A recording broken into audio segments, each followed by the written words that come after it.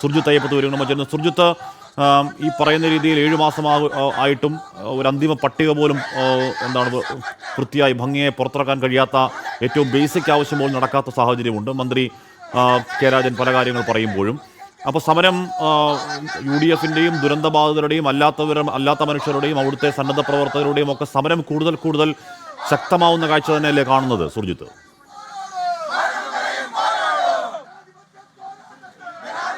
ഹാഷ്മി, നിലവിലിപ്പോൾ ഇന്നലെ വൈകിട്ട് മുതലാണ് ഇത്തരത്തിലൊരു സമരം തുടങ്ങിയത്. UDF പ്രവർത്തകർ കളക്ട്രേറ്റ് വളയുന്ന ഒരു തരത്തിലേക്കുള്ള നിലപാട് രാവിലെ 6 മണി മുതൽ തന്നെ UDF പ്രവർത്തകരുടെ ക്യാമ്പ് ചെയ്യുന്നുണ്ട്. എല്ലാ ഗേറ്റിലും 3 ഗേറ്റുകളാണ് കളക്ട്രേറ്റിനുള്ളത്. 3 ഗേറ്റുകളിലും പൂർണ്ണമായും പ്രതിരോധമൊരുക്കുന്ന വിധത്തിൽ ഒരു ജീവനക്കാരനെ പോലും കയറ്റുകയില്ല എന്നുള്ള തരത്തിലുള്ള ഒരു നിലപാടാണ് എടുത്തിരിക്കുന്നത്. ഇതിനിടയിൽ ചില ജീവനക്കാർ ഇവിടേക്ക് എത്തുന്ന ഒരവസ്ഥയുണ്ടായിരുന്നു. ഇതിനിടയിലാണ് അത് വലിയ സംഘർഷത്തിന് വഴിമാറുന്ന സ്ഥിതിയിലേക്ക് കാര്യങ്ങൾ മാറിയത്. അത്രമാത്രം വലിയ രീതിയിലുള്ള പ്രതിഷേധം രൂപപ്പെടുന്നു. പല കാര്യങ്ങളിലും വിയോജിപ്പുകൾ പ്രകടിപ്പിക്കുകയുണ്ടായിട്ടുണ്ട്.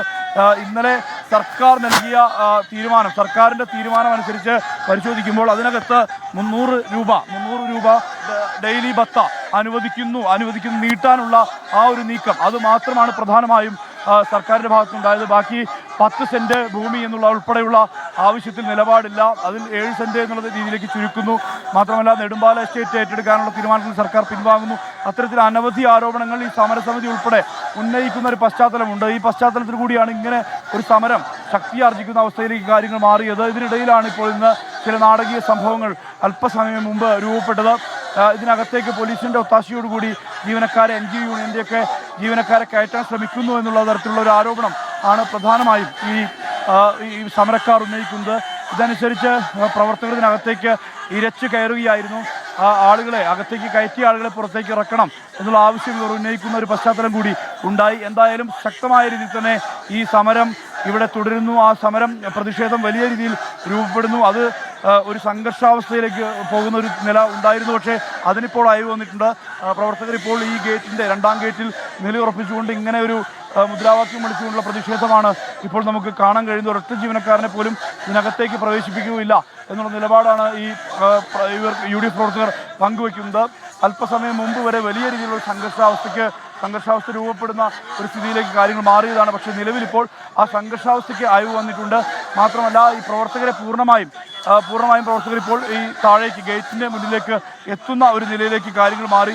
നേരത്തെ രൂപപ്പെട്ട തർക്കം എന്ന് പറയുന്നത് വലിയ തർക്കം തന്നെയായിരുന്നു. അതിൽ DCC നേതാക്കളും മറ്റ് കോൺഗ്രസിൻ്റെയും മറ്റ് മുസ്ലിം ലീഗ് അടക്കമുള്ള പാർട്ടികളുടെ നേതാക്കളും എല്ലാവരും ഇവിടെയുണ്ട്. അവർ 2 ഗേറ്റിലായി നിലയുറപ്പിച്ചിരിക്കുന്നു. 2 ഗേറ്റിലും ഇങ്ങനെ ഇത്തരത്തിൽ പ്രതിഷേധം രൂപപ്പെടുന്ന ഒരു പശ്ചാത്തലമാണുള്ളത്. ഇപ്പോൾ മാറി നിൽക്കുകയാണ്, പ്രവർത്തകരെല്ലാം തന്നെ മാറി നിൽക്കുകയാണ്.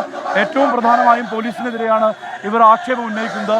പോലീസിൻ്റെ നടപടി, പോലീസ് ബോധപൂർവം ഈ വിഷയത്തിൽ ആളുകളെ ഇതിനകത്തേക്ക് ജീവനക്കാരെ കയറ്റാൻ അനുവദിക്കുന്നു എന്നുൾപ്പെടെയുള്ള ആക്ഷേപങ്ങളും പരാതികളുമാണ് ഇവർ ഉന്നയിക്കുന്നത്. എന്തായാലും ശക്തമായ രീതിയിലുള്ള പ്രതിഷേധം, ചേരിതിരിഞ്ഞ് മുദ്രാവാക്യം വിളിക്കുന്ന ആ അവസ്ഥയാണ് നമുക്കിപ്പോൾ ഇവിടെ കാണാൻ കഴിയുന്നത്. അല്പസമയം മുമ്പ് വലിയ സംഘർഷാവസ്ഥയിലേക്ക് കാര്യങ്ങൾ മാറുന്ന നിലയിലേക്ക് ഉണ്ടായതാണ്. കാരണം ഈ ജീവനക്കാർ അകത്തേക്ക് കയറി എന്നുള്ള ആ ഒരു വിവരത്തിൻ്റെ അടിസ്ഥാനത്തിൽ പ്രവർത്തകർ അകത്തേക്ക് കയറി ജീവനക്കാരെ പുറത്തിറക്കാനുള്ള നീക്കം ഉൾപ്പെടെയുള്ള അങ്ങനെ ഒരു ശ്രമം ഉണ്ടായിരുന്നു. എന്തായാലും ഇത് ബോധപൂർവം പോലീസ് സംഘർഷാവസ്ഥയ്ക്ക് ഇടം നൽകുന്നു എന്നുൾപ്പെടെയുള്ള ആക്ഷേപങ്ങൾ, പരാതികൾ അത് ഈ UDF പ്രവർത്തകരെല്ലാം തന്നെ ഉന്നയിക്കുന്നുണ്ട്.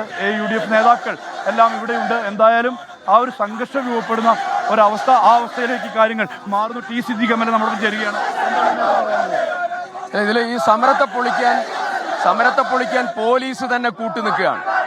ഞങ്ങളൊരു കാര്യം പറയാം, ഈ പ്രധാനമന്ത്രി വന്നു പോയപ്പോ ഇവിടെ നിന്ന് തിരിഞ്ഞു പോയതാണ് ഈ കേരളത്തിന്റെ മുഖ്യമന്ത്രി. ഇതുവരെ ദുരന്ത സ്ഥലത്തേക്കും ദുരന്തബാധിതരെ കാണാൻ മുഖ്യമന്ത്രി പോലും വന്നില്ല. ഈ സമരം ദുരന്തബാധിതർ നേതൃത്വം കൊടുക്കുന്ന സമരമാണ്. ഈ സമരം സമ്പൂർണമായ വിജയമാകും, ഒരു തർക്കവുമില്ല. വേദനയെ കടിച്ചമർത്തിയാണ് ഈ സമരത്തിന് നേതൃത്വം കൊടുക്കുന്നത്. ഞങ്ങൾ 7 മാസം മിണ്ടിയിട്ടില്ല, ഞങ്ങൾ 7 മാസം സമരം ചെയ്തിട്ടില്ല. ഇനിയും മിണ്ടാതിരിക്കാൻ ഞങ്ങൾക്കാവില്ല. അതുകൊണ്ടാണ് ഈ സമരം. അതുകൊണ്ട് സമരത്തെ പൊളിക്കാനുള്ള തീരുമാനം പോലീസിനെ ഉപയോഗിച്ച് നടത്താമെന്ന് വിചാരിച്ചാൽ, CPM-ന്റെ ഏതെങ്കിലും ആളുകളെ വിചാരിച്ച് നടത്താമെന്ന് വിചാരിച്ചാൽ അതൊന്നും നടക്കുന്ന കാര്യമല്ല. ഈ സമരം വൈകാരികമായ സമരമാണ്. ഈ സമരം തീക്ഷ്ണമായ സമരമാണ്. 7 മാസക്കാലം ഞങ്ങൾ ആരും ഒരു അക്ഷരം ഉരിയാടിയിട്ടില്ല. ഞങ്ങൾ പ്രക്ഷോഭത്തിലേക്ക് പോയിട്ടില്ല. ഞങ്ങളെല്ലാം കടിച്ചമർത്തുകയാണ്. മുഖ്യമന്ത്രി എന്ന് പോയതാണ്? മുഖ്യമന്ത്രി ദുരന്ത സ്ഥലത്ത് നിന്ന് മുഖ്യമന്ത്രി പോയത് പ്രധാനമന്ത്രി പോകുന്ന ദിവസം പോയതാണ്. ഇതുവരെ തിരിഞ്ഞു നോക്കാൻ ആളില്ല. അവരവിടെ നിന്നാണ് തീരുമാനമെടുക്കുന്നത്. എന്തൊക്കെ പ്രശ്നങ്ങൾ ഇവരുടെ ആവലാതികൾ. അപ്പോൾ അവിടെ കളക്ടറേറ്റിൽ ഉപരോധ സമരമാണ് UDF-ന്റെ സമരം. എന്താണ്, അല്ലെങ്കിൽ കളക്ടറേറ്റ് അങ്ങനെ എന്താണ് അതിനെ സ്തംഭിപ്പിച്ചുകൊണ്ടുള്ള ഉള്ള സമരം അധിക സമയം നീളുമെന്ന് കരുതുന്നില്ല. അധിക സമയം നീളുന്നതും ശരിയല്ല. പക്ഷേ സമരക്കാരുന്നയിക്കുന്ന ആവശ്യം ഇത്തരത്തിൽ എന്താണ്, 7 മാസം പൂർത്തി 8-ാം മാസത്തിലേക്ക് പോകുന്നു. അവരുടെ പുനരധിവാസം വേണ്ട രീതിയിൽ കാര്യക്ഷമമായി നടക്കുന്നില്ല.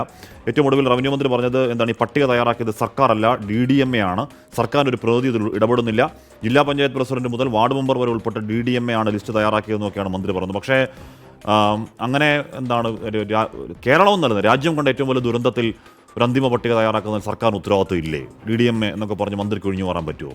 അടിയന്തരമായി ആ പ്രശ്നപരിഹാരമാണ് വേണ്ടത്. ഇല്ലെങ്കിൽ പലതരത്തിലുള്ള സമരങ്ങൾ രൂക്ഷമാകുന്നത് കാണേണ്ടി വരും.